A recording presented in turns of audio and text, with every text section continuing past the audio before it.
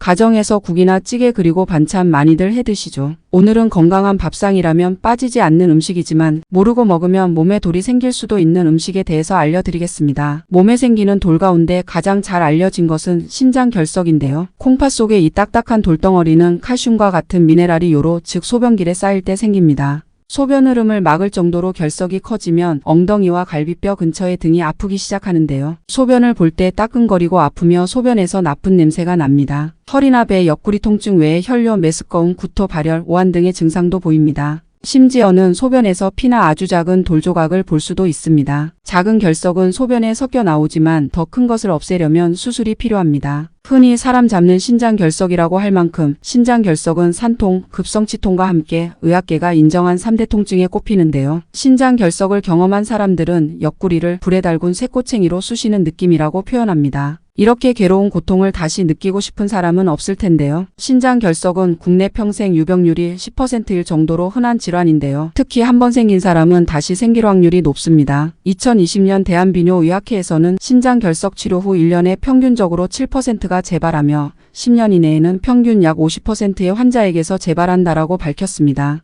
즉 신장결석이 생긴 사람 중 절반은 또다시 신장결석을 경험한다는 뜻입니다. 그렇다면 신장결석이 생기기 쉬운 음식에는 어떤 것들이 있을까요? 신장결석 위험이 높은 음식은 칼슘과 결합하여 결석을 만드는 수산이 많은 식품들인데요. 일반적으로 건강에 좋지만 신장결석 유전이나 결석을 앓은 적이 있다면 잘 고려하여 섭취하셔야 합니다. 신장결석이 생길 위험이 있는 음식 첫 번째는 시금치입니다.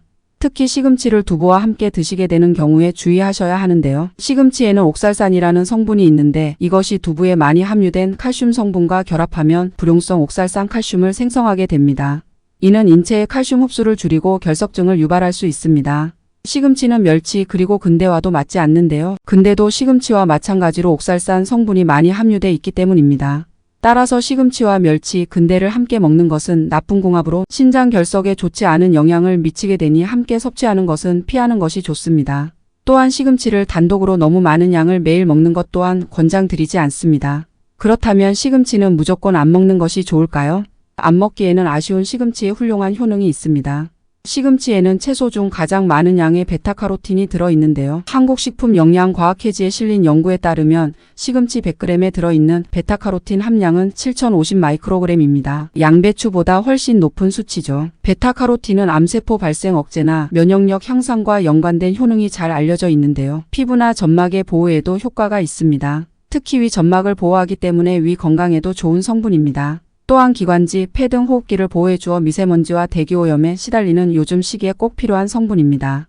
시금치는 임산부와 노인에게 특히 좋은데요. 다른 채소들보다 철분과 엽산이 많이 들어있기 때문입니다. 몸속에서 적혈구와 헤모글로빈 생성을 활성화해서 빈혈과 두뇌 활동을 돕는 역할을 합니다. 특히 엽산은 세포와 DNA 분열에 관여해 기형아 출생 위험을 낮춰주는데요. 가임기 여성과 임신부의 필수 성분으로 알려져 있습니다. 또 노인들의 인지 기능에도 도움을 줍니다. 그 외에도 시금치 속 칼슘은 지방의 체내 흡수를 줄여 고혈압 예방에 도움이 되고요. 비오틴 성분이 있어 탈모 예방과 영양 상태 개선에 좋습니다. 시금치의 잎부분은 부드러워서 자극이 적고 소화를 촉진하기도 합니다. 이렇게 좋은 시금치를 먹지 않는 것은 오히려 손해이지 않을까요?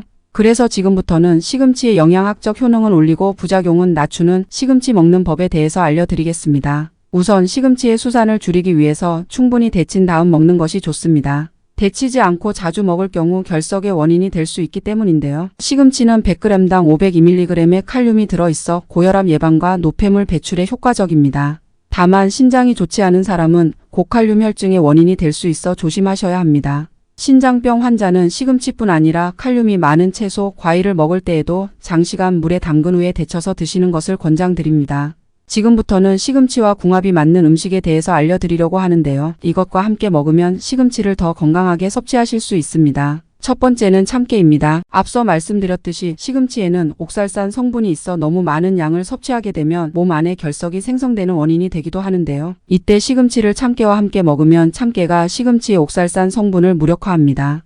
시금치에 참깨를 넣으면 수산 함유량을 낮추고 칼슘 함유량은 늘려 칼슘 흡수율을 높일 수 있습니다. 참깨에는 필수 아미노산이 다량 함유되어 있는데요. 필수 아미노산 중 하나인 리진은 결석이 생기는 것을 방지하는 역할을 합니다. 더불어 시금치에 부족한 단백질, 지방, 비타민 B 등을 참깨가 보충해 줍니다.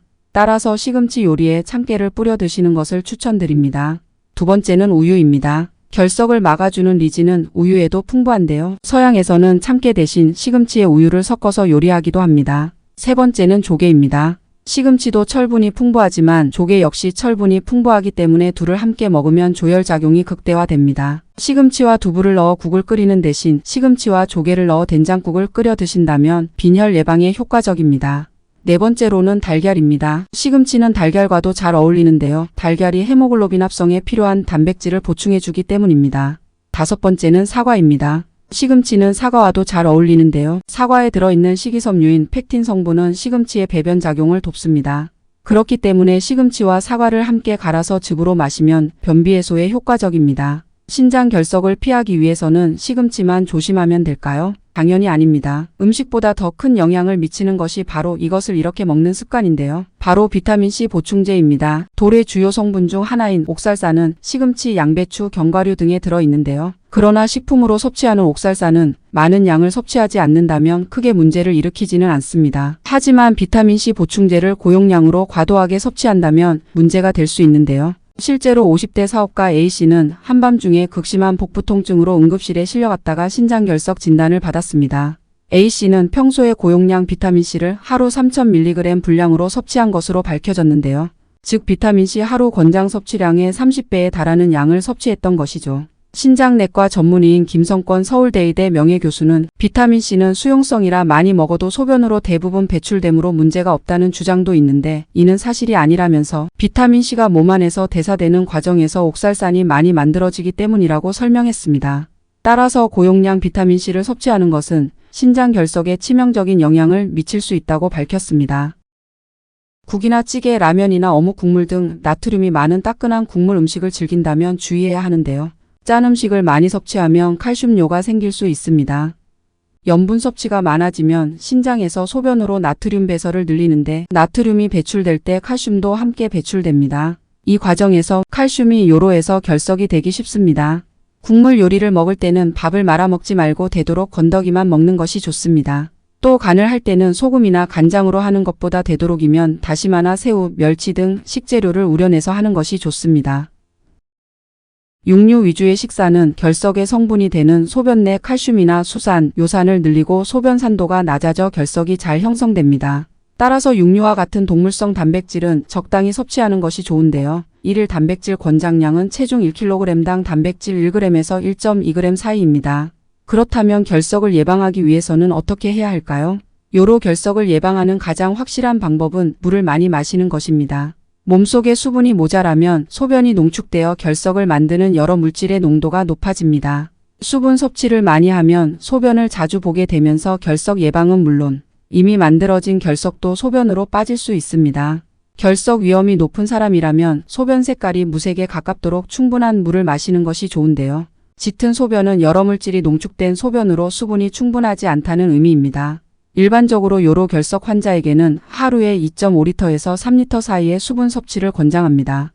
충분한 수분 섭취로 인해 하루 2리터 이상의 소변을 보게 되면 소변이 희석되어 결석 형성을 방지해 결석이 재발하는 것을 예방할 수 있다고 합니다. 1996년 비뇨기과 저널에 발표된 연구 결과를 보면 무작위 시험으로 5년간 하루 2리터 이상의 수분 섭취를 시행한 그룹의 결석 재발률이 대조군보다 12% 낮은 것으로 나타났습니다. 단, 물을 한 번에 과다 섭취하면 저나트륨 혈증이 발생할 수 있어 주의해야 합니다. 한 컵씩 자주 나눠 마시도록 하고 운동을 하거나 땀을 많이 흘렸을 때는 매시간 물을 섭취하는 것이 좋습니다. 또 텀블러나 물통에 물을 담아두고 목이 마르지 않아도 하루에 4-5잔은 챙겨 마시는 것을 추천드립니다. 구연산이 많은 새콤한 맛의 과일이 결석을 예방해 줍니다. 결석은 칼슘과 수산, 인산, 요산 등이 서로 결합해 만들어지는데 구연산은 이러한 성분들의 응집을 방해하여 결석 형성을 억제합니다. 또한 신장 내에 구연산이 많이 있으면 육류와 나트륨으로 산성화된 소변을 중화시켜 결석이 생기지 않는 환경을 만들어줍니다. 구연산이 풍부한 식품으로는 레몬이나 오렌지, 귤, 자몽, 키위 등 신맛이 나는 과일이 대표적입니다. 결석 예방을 위해서는 식이섬유를 충분히 섭취하는 것이 좋습니다. 통곡물이나 채소류, 해조류 등에 풍부하게 들어있는 식이섬유는 칼슘과 같은 무기질의 흡수를 막습니다. 특히 칼슘과 결합해 대변을 통해 몸 밖으로 배출시키는 역할을 하는데요. 이로 인해 소변을 통한 칼슘 배설이 감소되어 신장 결석 예방에 도움이 됩니다.